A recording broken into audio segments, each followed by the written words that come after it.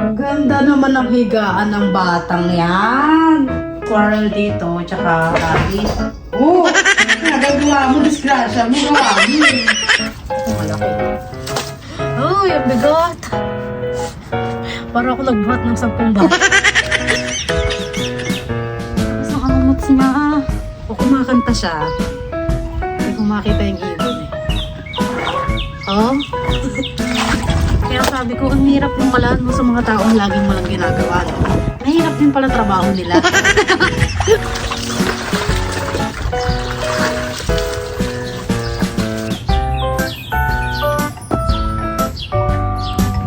So, ang buhay na yun, yung batang to, he's mama kid. Ikaw mo lang mo. Ikaw ang mama kong walang hiya. Hi mga ka-showpuppies! Welcome back to my vlog! So for today's video, maaga tayo nagising at kakatapos ko lang din mag-edit ng aking vlog. And pumasok na lahat ng tao dito sa aming bahay. Tahimik na naman ang ating bahay. At ngayon maglalaba ko ng basahan. Lilinisin ko lahat kasi kagabi nanood kami ng War Room. Ang ganda pala ng movie yun. Ngayon ko lang na-experience kasi yung aking supervisor sabi niya sa akin, panoorin ko daw yung War Room. Parang feeling ko, meron siyang parte ng situation ng buhay. So, basta mga kachuba, i-download niyo yung War Room. Na-download lang ng asawa ko sa internet. Hindi ko alam kung saan siya nag-download. Free movie lang yon. Kung alam niyo yung mga website na mga free, pwedeng, ang dami palang movie, Christian movie, na matututunan ka talaga sa buhay yan, no? So, i-advise ko sa inyo yung War Room na movie. Best movie. Panoorin mo siya ng kasama ang buong pamilya. Napakaganda. So, anyway, nag-iigib ako rito kasi ayoko nang buksan yung maglalaba ako ng basahan sa labas para naiisis ko talaga yung basahan kasi nakaraan, siguro mga unang dating pa lang ako dito. Hindi ko naman alam na yung basahan, hindi pala pwedeng ilagay sa washing. Kasi diba ang washing nilalagay natin yung mga malilinis nating lang kami, nagpupunta lang kami sa washing laundry shop.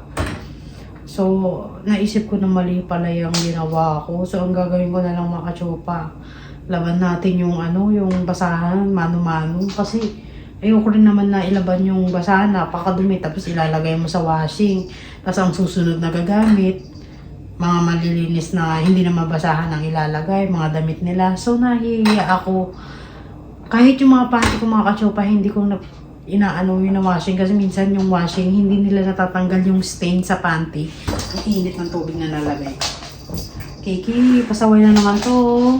Makikipaglaro na naman sa akin. Gusto yatang mabingo na naman. Alam mo, maraming salamat talaga mga kachupa dahil you're always watching to my vlog.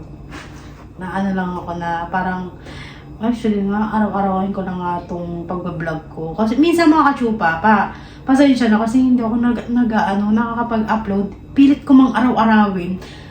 Minsan may time sa buhay ko na gusto kong magpahinga, gusto kong mag-isip.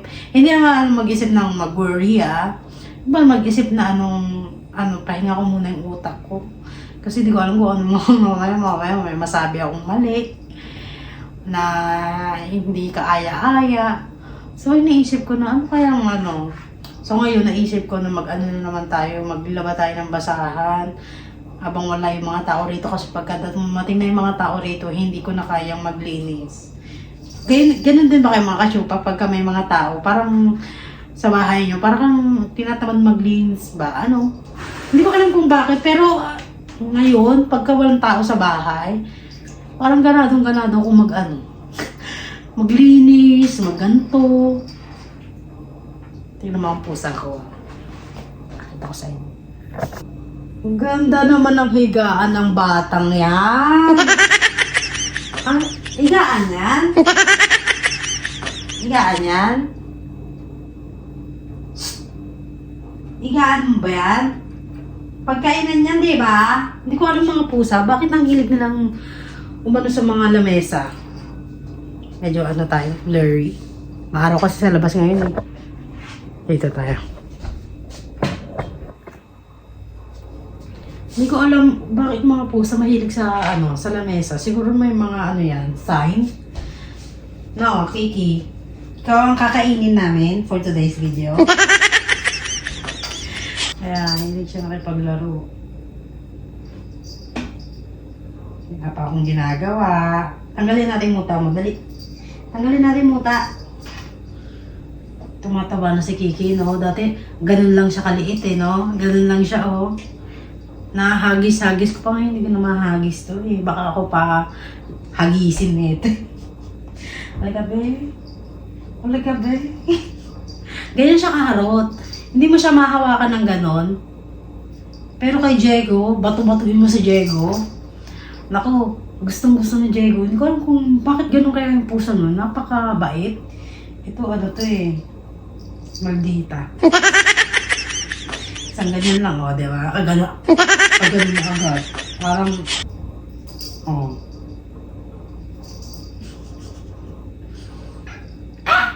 Ano yan? Karga naman mama, karga. Parte. Come here. Hi sa vlog. Dali, hi vlog sa vlog. Dali, come here. Ki! Ganyan siya. Huwag ko alam kung mabait po sa... Kayo na kayo na mag-judge sa kanya. Kasi ako, pagod na ako dito eh. Ano ba to? Matinubang pusa yung ganyan? O very aggressive lang talaga siya? Kahit na surgery na to makatsupa ha. Ganyan pa rin siya. Hindi pa rin siya babago. Kailan ka magbabago? Kailan ka magbabago, Ki? Okay, ikaw na ang magsabi sa akin kung kailan para hindi na ako nag-aantay. Hindi pa ako nag-aalmusal mga katsupa. Alas 9 pa lang. Mag-alas 10 na. Pero parang feeling ko gusto kong magkape sa labas. Kasi maganda yung araw natin. Medyo mahangin nga lang. Kiki kami, hinahanap na naman ni Kiki yung kanyang friendly na rabbit. Ang kinaganda ko nito mga katsupa, ang daming squarer. Tama ba pronounce ko squarer? Wow, maraming Squirrel ba tawag na? Na-tsempo mo rin, di ba? Maraming squirrel dito, tsaka rabbit. Oo! Nagagawa mo, disgrasya mo, gawa mo eh. Ano ka rin? Anyway mga kasupa, hindi na tayo natapos magkwentuhan. Maglaba na tayo ng basahan doon.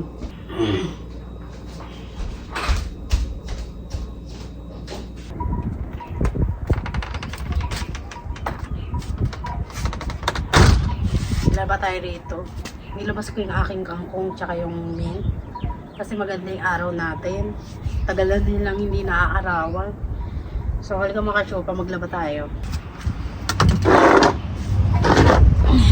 Kaya mainit yung tubig ko rito. Kasi malamig yung hangin para hindi ako lamigin.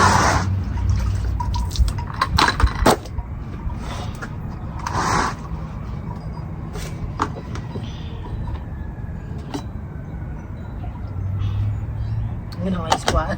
Dati mga katsupa, maglaba muna tayo mga katsupa.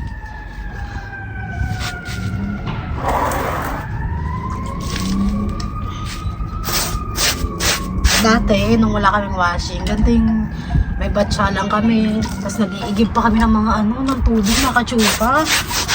Sobrang hirap ng buhay. Yun, basahan na lang ang nilalaban no?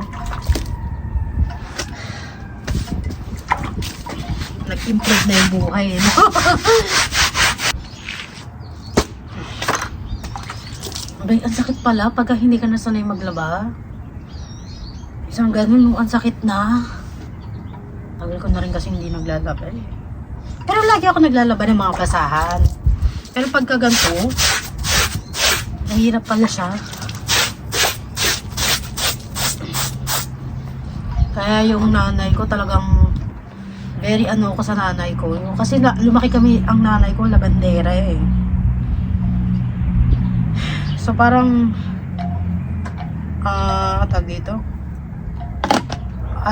Parang lagi kong kinikredit yung nanay ko kasi kung wala yung nanay ko, hindi ko alam kung nakapagtapos ba ako ng pag-aaral.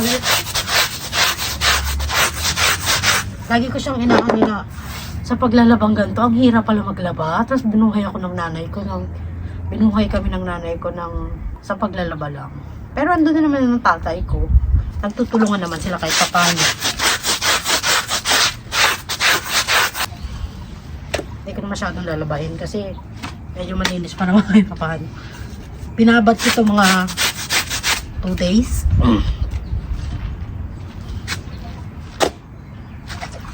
Tatlo to eh, oh. Ito malaki, oh. Uy, ang bigat. Para ako nagbuhat ng 10 bata. 10 bata talaga. Ang ganda ng tanawin ko rin mga katsupa kasi ang aking mga neighbor, ang lalaki ng bahay. Para ka talagang lumalabas na katulong ko talaga. Lumalabas ka talagang ikaw ang katulong dito kasi nga, hindi ako sanay eh. Hindi ako sanay sa gantong neighbor na wala akong makikita ng tao, wala akong marinig na chismis, mga ganun. So tayo na lang ang mag-chismisan. Hindi yata uso dito ang chismis, no? Ilang buwan din to Kasi hindi ako masyadong nag-ano ng basahan, hindi ako naglalaro masyadong ng basahan kasi nga medyo malinis naman. Nilalaban ko lang talaga sila pagka over mga siguro mga ilang months na rin. Hirap. Pero pagka may washing siguro kami, hindi ko na ito kakamayin. Kasi naano lang ako pagka, syempre yung mga iba rin nagamit sa laundry shop, diba? Hindi natin alam. Sakta kamay ko, init ng tubig. Sabihin mo, bakit wala ka kasing tabo? Nasaktan mo yung sarili mo. Ang ganda na ng mga halaman dito. Ang ganda ng mga damo, nagkukulay green. Tumutubo na yung mga flowers sa damo. Wala lang na parami. Nagandahan lang ba ako? Para akong nakatira sa ibang planeta talaga.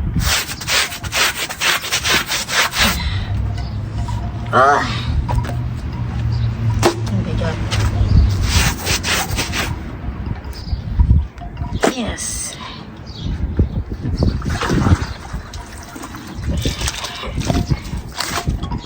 Ito na yung last na basahan.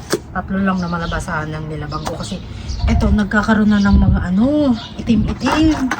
Buti na muti na siya. Hindi naman ako tumakbo, parang nahihingal ako. Binabad ko to sa sunrox mga kachopa. Buti hindi siya nanilaw.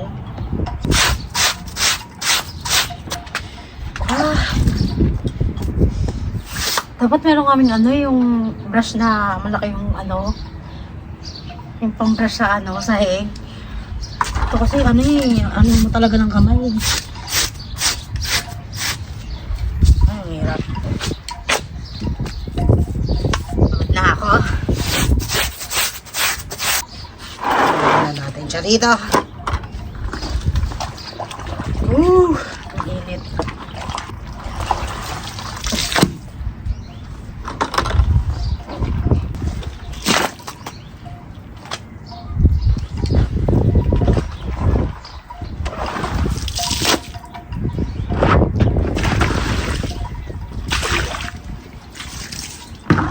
Babanlaw na ako mga katsupa.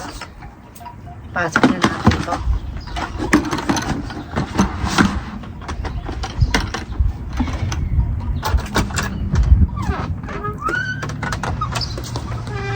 Ayan mga katsupa yung ating kangkong.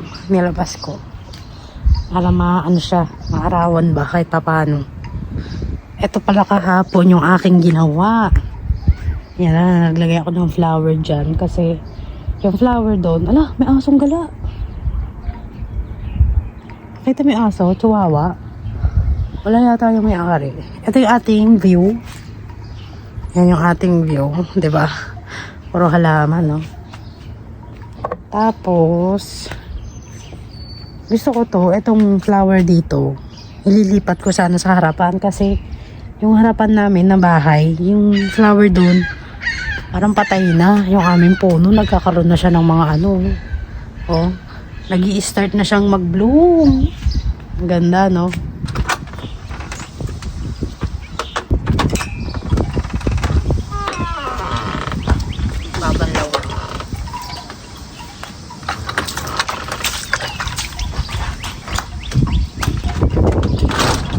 Balawang ko na to habang inaantay ko yung isa. Ano? Para hindi ako mukhang tanga. Antay ng antay.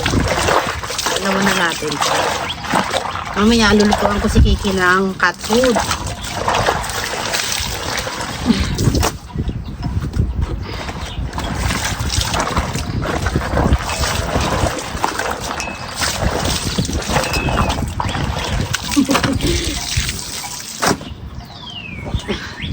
Sabi, naglalaro ka lang sa buhay mo. Alam mo mga kasyupa, hanggat maaari, nilalaro ko lang ang buhay. Kasi ayokong magseryoso na puro na lang problemang isip, no? Laruin mo lang.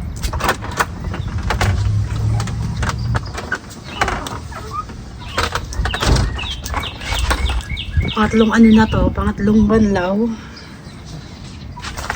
Babanlawan ko to hanggat meron pa akong bulang nakikita.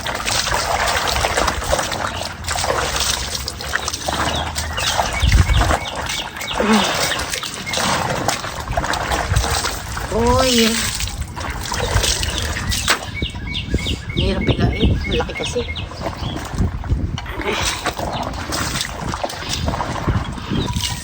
Ganito yung aking araw-araw. Hanggat maaari, gawa ako ng mga activities na kahit hindi ko naman kailangan gagawin ko. Kasi ayoko rin mahiga-higa lang eh. Sumasakit ang katawan ko pagka lagi ako nakahiga. Eh, hindi ko alam eh, mga kachopa. Kasi may mga tao talaga, maghapon lang talaga silang nakahiga. Iniisip ko na, sumasakit kaya mga likuran neto. Yung mga kaso-kasuan neto, ang ingay ng ibon, no? Iniisip ko, paano kaya nila nagagawa yun? Na nakikipag-usap ang ibon, mga kachopa. Lakas ng amot ng ibon, no?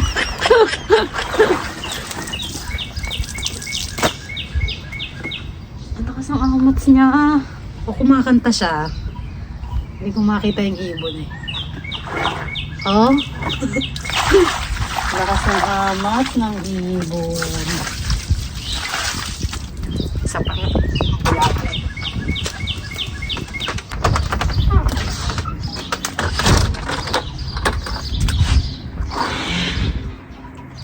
Ano ba yung topic ko kanina? Nawawala na.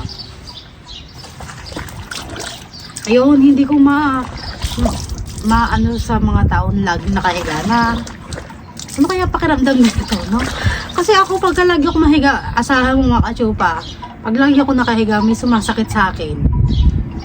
Kasi na-experience ko yan eh. Wala akong magawa rito.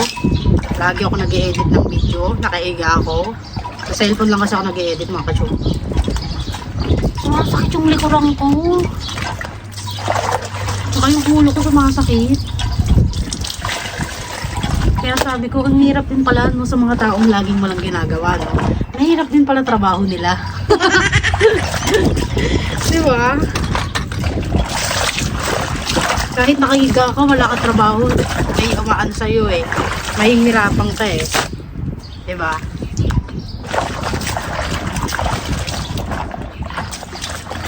Kaya mauubos ang ano nito.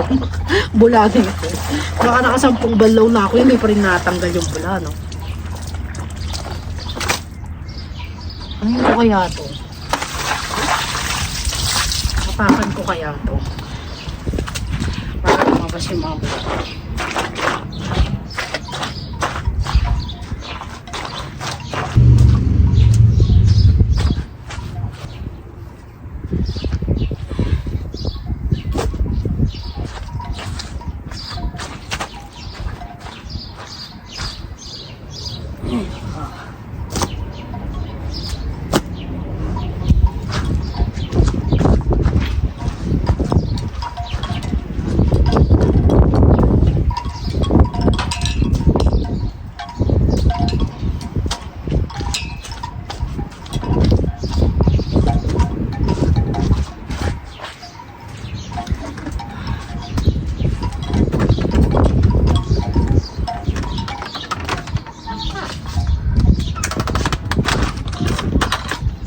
Na nga to.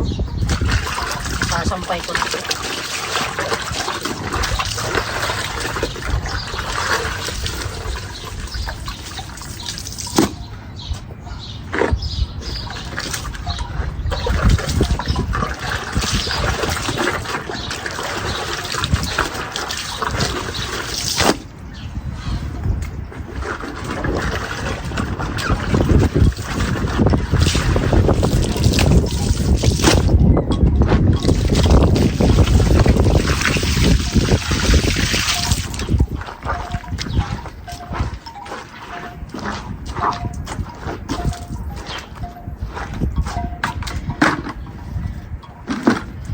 Ay.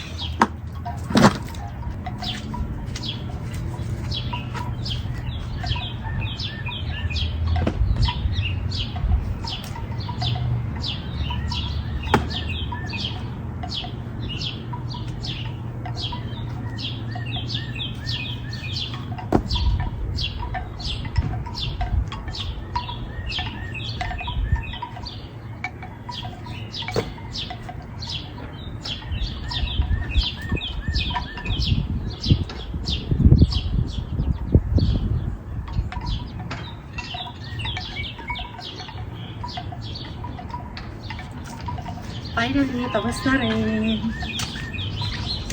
Pasok na tayo sa loob. Iki, anong problema mo sa buhay? Umamin ka na. Iki.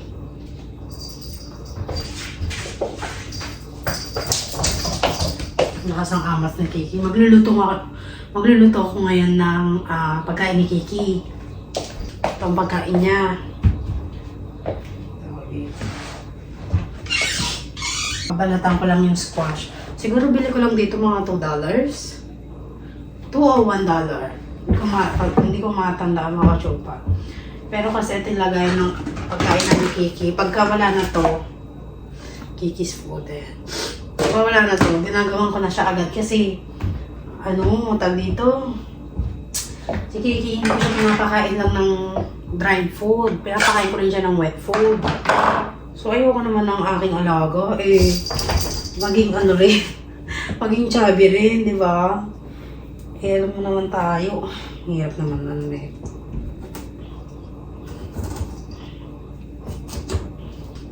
Ow!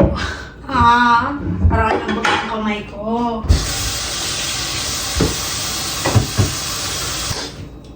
Nakaraan kasi nasugatan ako rito Kiki, sarap ng buhay Antay-antay na lang sa lamesa. No? Sarap buhay mo, girl. Ikaw magano dito.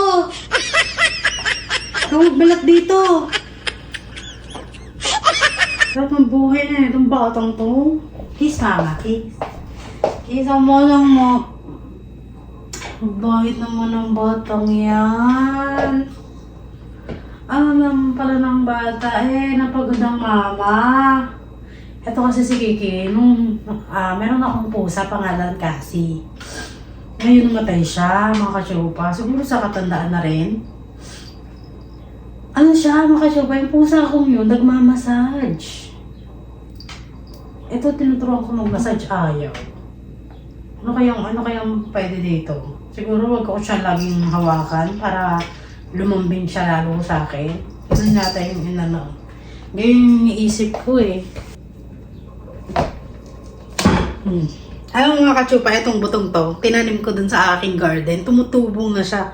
Ngayon, itatabi ko lahat ng buto nito para hindi na ako bumili ng buto ng ganto. O kaya hindi na ako bibili ng ganto. Ang mahal din pa rin, So, ang gagawin ko mga kachupa, tatanggalin ko yung buto.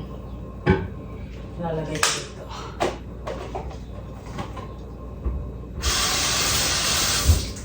Kasi, mahal ang mga seeds dito. Seeds lang, nasa $1, $2. So, ito, libre lang. Lagi ko pang nagagamit, lagi ko pang nakikita. Diba? Ay, hindi na rin ako bibili ng ganito. Lagi pa naman ako nabili ng ganito sa Walmart. Kung kukwentahin ko, siguro magkano rin ako.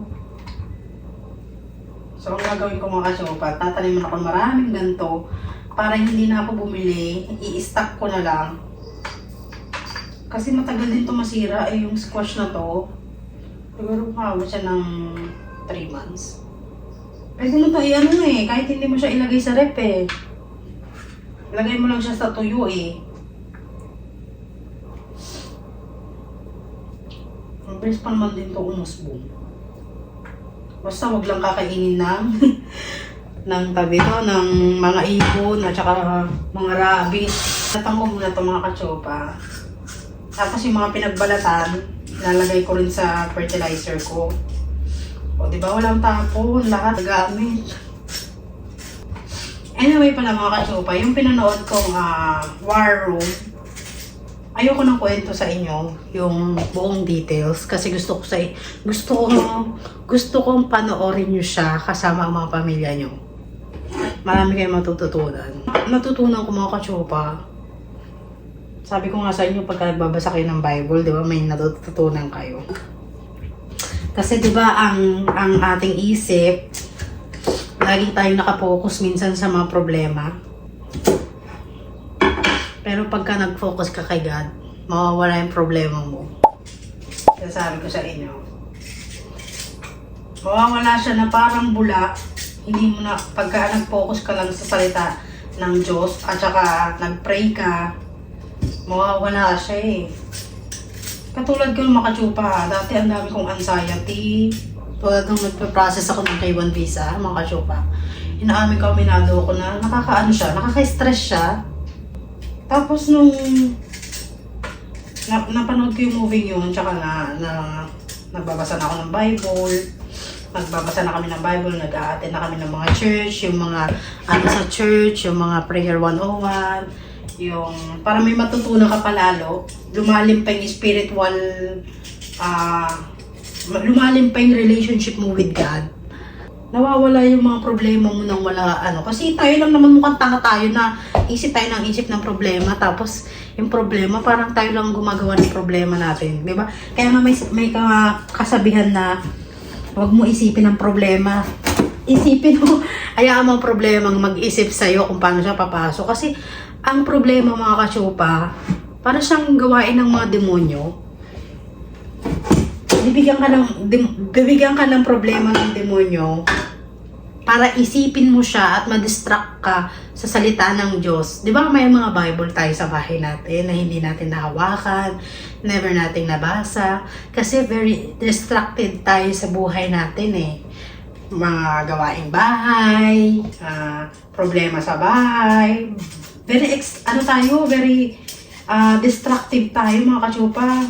Pero kung uupuan mo yung Bible, babasahin mo, tapos iintindihin mo kasi yung aminado ko mga kachupa, unang basa ko sa Bible, wala akong maintindihan. Wala, promise, ano man ako, wala akong maintindihan mga kachupa. Pero yung binasa ko siya pa ulit-ulit, totoo pala yung mga kachupa, no? Pagka binasa mo siya pa ulit-ulit, ano mo siya eh. Maiintindihan mo siya, tapos pag naiintindihan mo siya, maa-apply mo siya sa buhay mo. Yun yung sinasabi naming wisdom, yun din ang sinasabi ng God, ng wisdom na binibigay sa'yo ng Diyos. Kasi kung hindi ka nagre-rely sa God, yung wisdom mo, kulang yan, hindi yan sapat. Diba? Magre-rely ka lang sa sarili mong pang-unawa, wala. Hindi ka tatagal sa mundong to. Parang gano'n na yung yun na yung parang, yung point of view. Yun na yung ko. Kaya ako mga kachupa, dati tinatanong ko lang sa buhay ko, na paano kaya yumaman? Yung naman, di ba? Kasi di ba may point din tayo na, bakit kaya yung mga mayayaman, ang yayaman? Ano kaya mga pinagagawa niya sa buhay nila para yung yumaman, no? O sabihin natin, naging matalino. Pero alam mo mga kachupa, hindi natin alam na yung mga taong yun, sinik muna si God. Sabi nga sa inyo, di ba merong Bible na, seek God and all the things will add it on to you. Parang ganun yata yun. Nakalimutan ko na yung, alam mo mga kachupa, hindi ko na memorize yung Bible, pero ko siya, yung parang, pag naano ko siya, yung parang konti na lang, makakabisado ko na yung mga ganun. Pero na-apply ko siya mga kachupa. Pero ako mga kachupa, hindi ko binalak yumaman. Gusto ko lang yung magkaroon ako ng wisdom na magagamit ko pang habang buhay ba. Na kahit kailan, ni sino man hindi kayang nakawin sa akin. Kasi nasa loob ko yung wisdom di ba? Yun yung sinasabi ko mga kachupa. Kaya sabi ko sa inyo, isik nyo muna ang Diyos bago nyo isik yung mga pangarap nyo. Kasi yung mga pangarap nyo, darating rin yan sa mundo, sa buhay nyo. May time din na ikaw naman ang pero kakailanganin mo ng wisdom ng Panginoon. Kasi kung dumating na sa point mo, sa buhay mo, yung sinasabing time mo na, tapos ang ginawa mo, hindi mo nahawakan ng ayos, tapos isang beses lang darating sa buhay mo, tapos hindi ka nakapag-desisyon na maayos, habang buhay mo pagsisisihan yan. Sinasabi ko sa inyo mga kachupa, totoo yan ha? Hindi ko bibiro dyan. Totoo yan. Kasi di ba may mga point tayo na, sayang, ito, dapat yan to pala yung ginawa ko. Di ba nagsisisi tayo, ngayon hindi ko na mabalik yung mga ginawa ko. Di ba? Pero ang maganda mga kachupa, pag nagbasa ka ng Bible, hindi pa huli ang lahat. Ang past, hindi mo na pwedeng baguhin. Pero, maaari mo pang baguhin ang future mo. Alam mo sa utak ko, bakit ganito nangyayari sa akin? Pero alam mo, pero dahil naturing ang Christian na kami, nag-overflow na yung mga salita ng Panginoon sa akin. Na yung nasa isip ko, na pag ako lang ang neto, pag sa akin ko lang in-apply lahat ng mga natututunan ko sa Panginoon. Parang sa tingin ko ang lumalabas sa akin, pagiging selfish. Kaya ako mga kachupa, bawat natututunan ko sa Panginoon, sinishare ko kasi gusto ko ring malaman ng iba. Diba? Na hindi lang ako pwedeng i-bless ng Panginoon, ikaw din pwede ka rin i-bless ng Panginoon kung makikinig ka sa Kanya. Kasi ang karamihan kasi sa atin hindi nakikinig sa Kanya eh. Diba? Sabihin, anong pinagsasabi mo dyan? Sabihin sa akin eh, no? Pero mga kachupa, one time, magkakaroon din kayo ng point na, tulad ng sinasabi ko nga sa inyo sa vlog, diba sabi ko sa inyo na minsan naisip ko yung aking supervisor kasi one time lang siya, actually one time lang niya ako niyayang mag-attend ng Christian church. Pero, tanga ko, gumagawa pa ako ng dahilan, sabi ko busy ako, maglalaba ako, gano'n. Yung pala, si Lord na pala yun, yung kumakatok sa pinto ko na ako na lang ang tanga, hindi ko binubuksan. Ako na lang yung tanga, hindi ko binubuksan ng pinto ko para sa Panginoon. Ngayon nagsisisi ako. Kaya kayo mga kachopa, hindi pa uli ang lahat. Pwede ka pang magbago, maaari mo pang baguhin yung future mo. Huwag kang makinig sa mga sabi-sabi lang. Maganda nagre-rely ka sa Bible. Kasi ang Bible lang talaga, makakapagbago, magkakaroon ka ng wisdom na hindi mo makukuha sa iba. Diba? Tanging ikaw lang ang makakadiscover nun. Kasi parang feeling ko pagka ang iba nagsasabi, hindi mo papakinggan eh.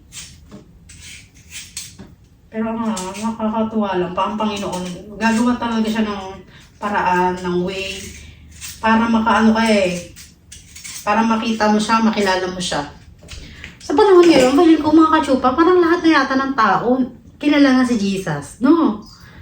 Ayun lang ko naisip ko, parang feeling ko wala ng taong hindi kilala ang Jesus, ang Panginoon, di ba?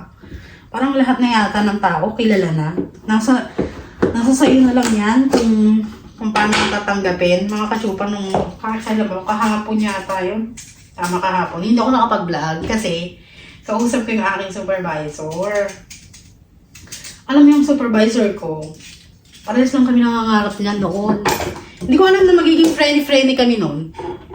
Parehas lang kami nangangarap kasi nung niloko nga ako ng aking past relationship.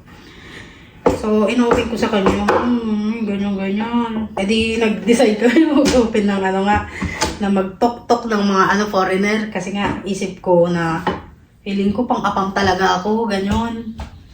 Eh, mga time na yun, mga kachupa, ang dami talaga nag-chat sa akin Pakistani. Sabay kami nangarap ng aking supervisor na, sana may makilala kaming matinong lalaki. Ganon. Nag-dating site kami. Pagka may kausap akong makakausap akong foreigner, kinukwento ko sa kanya, nag-open ako sa kanya. Hanggang sa matagpuan ko na nga itong asawa ko, si Paper. Pero ngayon mga kachupa, biruin mo ha. Sabay kaming nagbalak ng foreigner. Pero hindi ko akalain mga kachupa na ang Diyos, iba talaga gumawa ng paraan.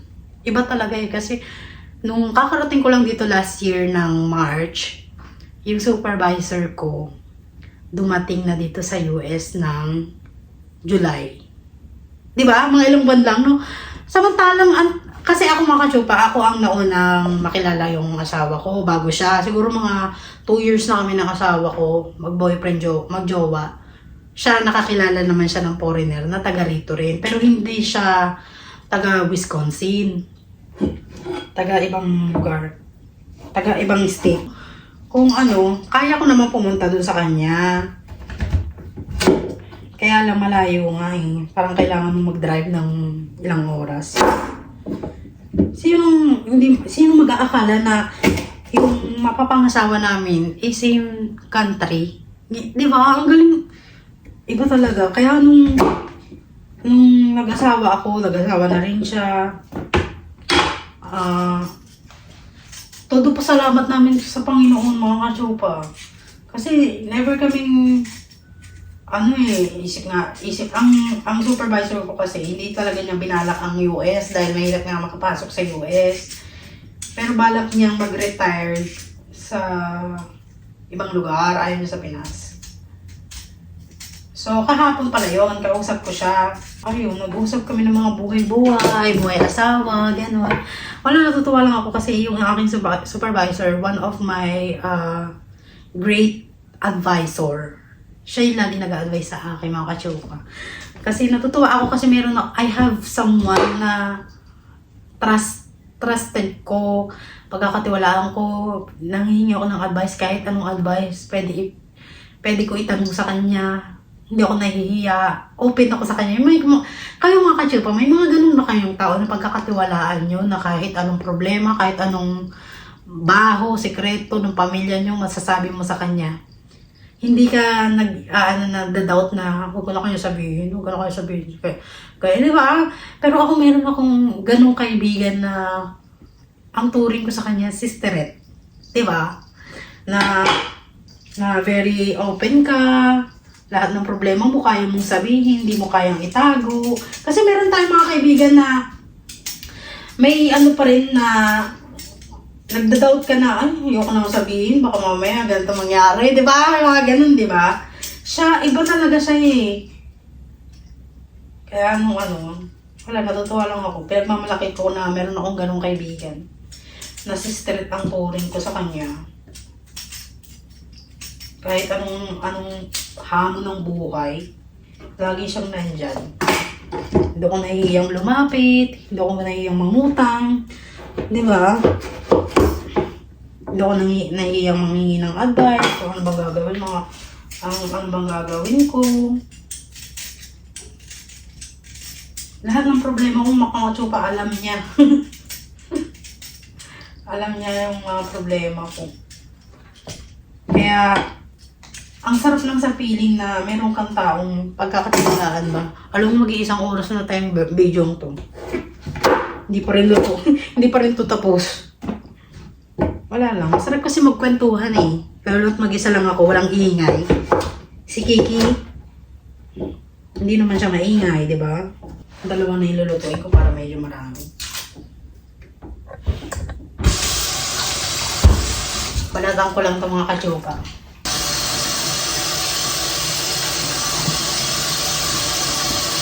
Kiki excited ng pagkain niya. Lito-lito. Excited ka masyado.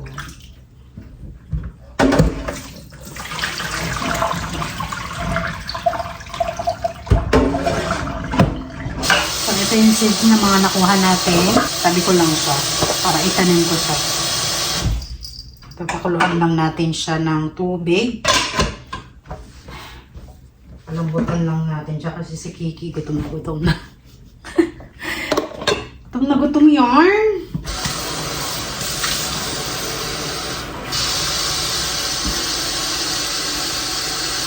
Oh, dito.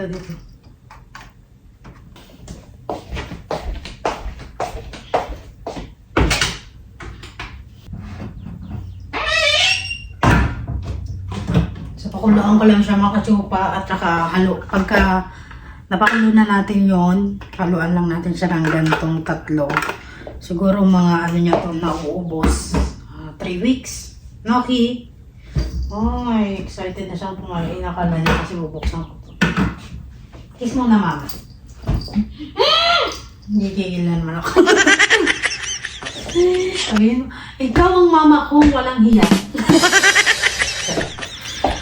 Mahal na mahal naman ang batang niya. Mahal na mahal ang mama niyo. Sa mama niya. Mahal na mahal ang batang niya. Wala naman.